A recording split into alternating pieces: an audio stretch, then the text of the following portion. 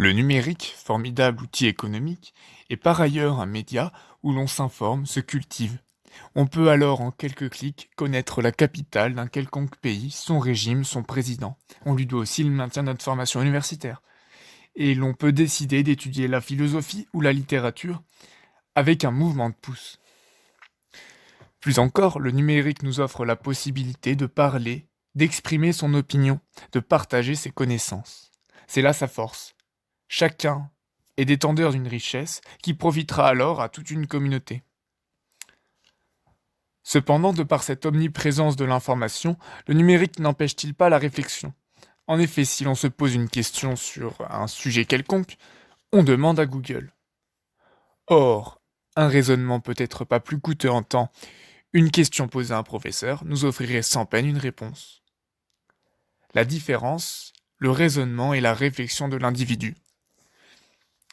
De plus, par sa construction, cet outil nous offre souvent des opinions auxquelles on adhère déjà. Ainsi, pourtant sur une même plateforme, deux individus n'auront pas accès au même contenu. Fuyant le débat d'idées, à l'heure où notre liberté de mouvement est restreinte, Internet devient l'unique lieu de circulation. Mais cet espace rend-il vraiment plus libre?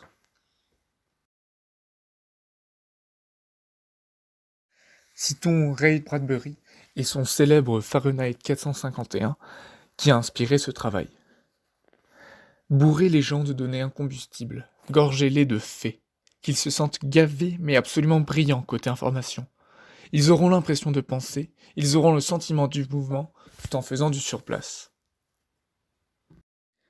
L'idée est d'exprimer cette pensée par une structure installée dans la ville de La Rochelle. Il s'agit de construire un cadenas géant composé de vieux téléphones portables et de déchets électroniques. Ce cadenas sera installé sur le pont Levant du Gabu.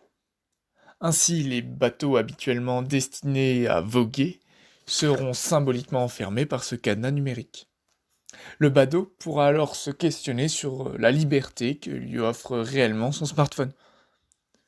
Concrètement, il faudra assembler deux parties de cadenas, une à quai et l'autre sur le pont. De cette manière, le pont fermé donnera l'illusion qu'il est cadenassé, les deux parties se rejoignant alors.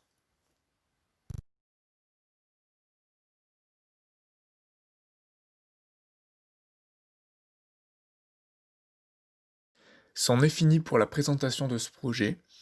Je vous remercie de votre écoute.